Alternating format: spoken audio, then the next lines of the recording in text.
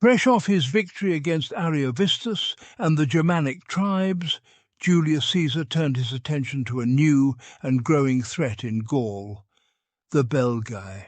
Comprising a coalition of numerous powerful tribes, the Belgae inhabited the northernmost regions of Gaul, bordering the territory of modern-day Belgium. These fiercely independent warriors had not yet felt the full weight of Roman power, but they had watched Caesar's campaigns with increasing alarm.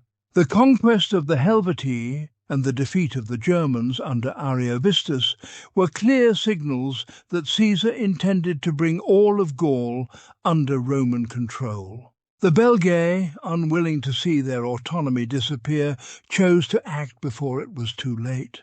Word had reached Caesar that the Belgae were gathering a massive confederation of tribes in a bid to drive the Romans out of Gaul. The coalition was said to number hundreds of thousands, a staggering force composed of warriors from tribes like the Bellovaci, the Nervii, and the Suessiones. United by their common cause, these tribes planned to strike at Caesar before he could march into their lands. For the Belgae, this was not merely a defensive war. They intended to confront Caesar with overwhelming force and crush his legions before they could threaten their independence. Caesar, never one to sit idle, moved quickly to counter this threat.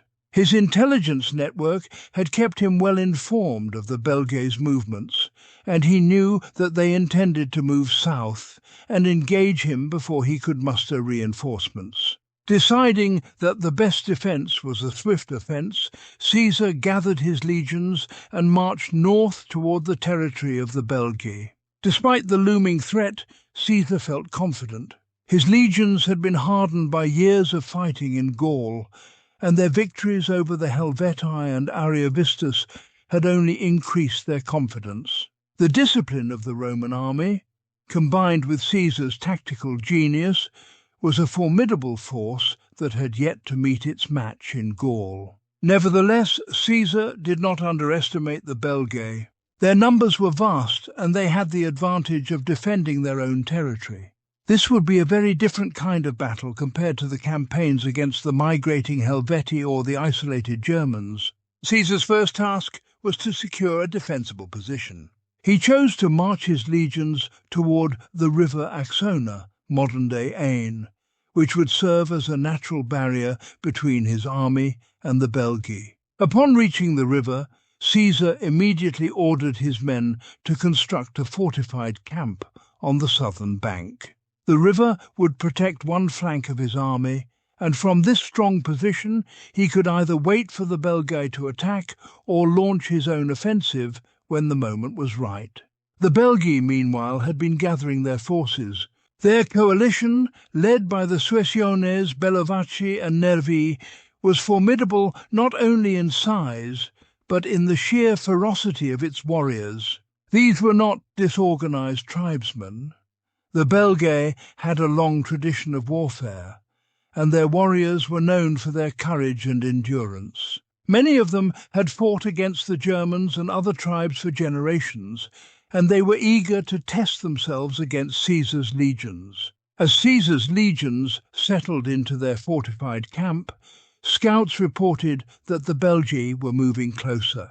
The sheer size of the Belgic army was daunting. It stretched for miles, and the ground trembled beneath the feet of thousands of warriors. Caesar, however, remained calm. He knew that his position along the river was strong, and he had full confidence in the discipline and training of his men. But he also understood that the Belgae's sheer numbers could overwhelm even the best defences if they were allowed to gather their full strength and charge across the river. He needed to act decisively.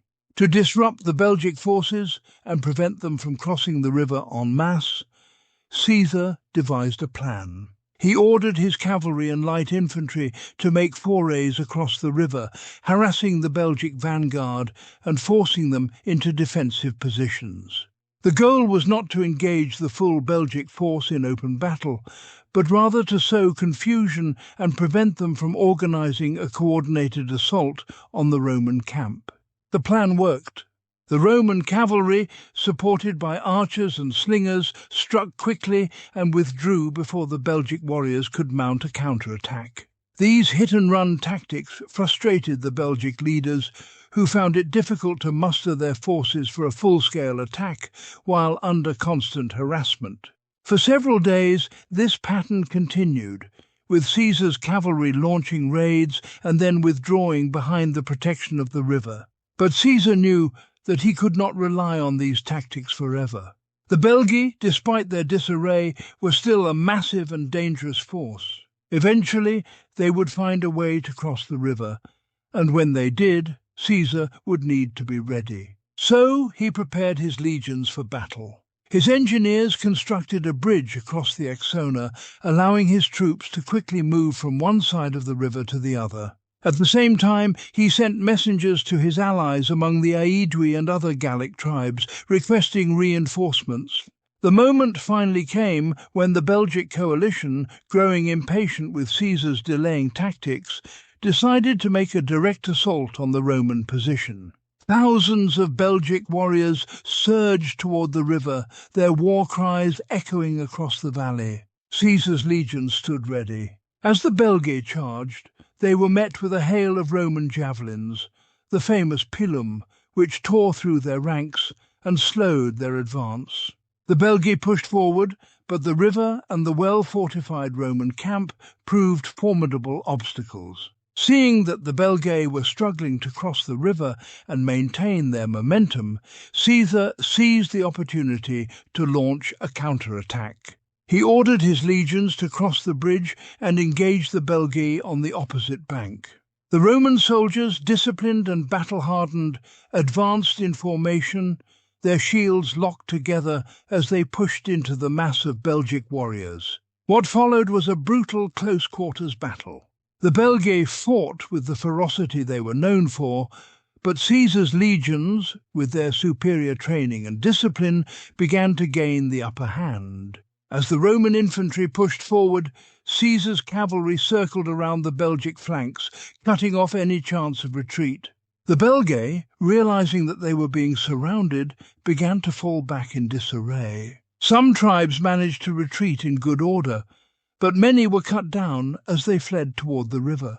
The Battle of the Axona was not a complete annihilation of the Belgic forces, but it was a decisive Roman victory. Caesar had successfully defended his camp, inflicted heavy casualties on the Belgic coalition, and forced the remaining Belgic forces to withdraw. The defeat shattered the unity of the Belgic tribes. Many of them, including the powerful Suessiones, sent emissaries to Caesar offering surrender and pledging allegiance to Rome. In the aftermath of the battle, Caesar moved swiftly to secure the region. He pursued the retreating Belgic forces, capturing many of their leaders and bringing their territories under Roman control. The fall of the Belgic coalition marked the beginning of Roman dominance in northern Gaul. Although there would be further resistance from other tribes, the Belgae had been the greatest threat to Caesar's campaign in this region, and their defeat opened the way for the Roman conquest of the rest of Gaul. The victory at the Battle of the Axona also had a profound psychological effect on the remaining Gallic tribes. The speed and decisiveness of Caesar's victory over such a large and powerful coalition made it clear that resistance to Rome was futile. Over the next few months, tribe after tribe submitted to Caesar's authority, either through negotiation or after brief military engagements. However, not all tribes were willing to submit so easily. The Nervi, one of the fiercest and most warlike tribes of the Belgic Confederation, were still preparing to resist Caesar. They had not taken part in the Battle of the Axona, preferring to bide their time and wait for a moment when they could strike at the Romans on their own terms. Caesar knew that the defeat of the Belgae was only one step in his campaign. The Gallic wars were far from over, and he would soon face one of his greatest challenges yet, the battle against the Nervi. As Caesar's legions secured their hold over northern Gaul, he began to prepare for the next phase of his conquest. The battle-hardened Roman soldiers had proven themselves time and again, and their loyalty to Caesar was unwavering. With each victory, Caesar's reputation as a commander grew, not just among the Romans, but among the Gauls as well. But he also knew that the greatest challenges were still to come. The Battle of the Axona was a crucial step in Caesar's conquest of Gaul, demonstrating his ability to outmaneuver and outfight even the largest tribal coalitions. The discipline and tactics of the Roman legions, combined with Caesar's strategic brilliance, had once again secured a decisive victory. But as the Roman eagle advanced further into Gaul, new enemies were already gathering their strength, waiting for their chance to strike.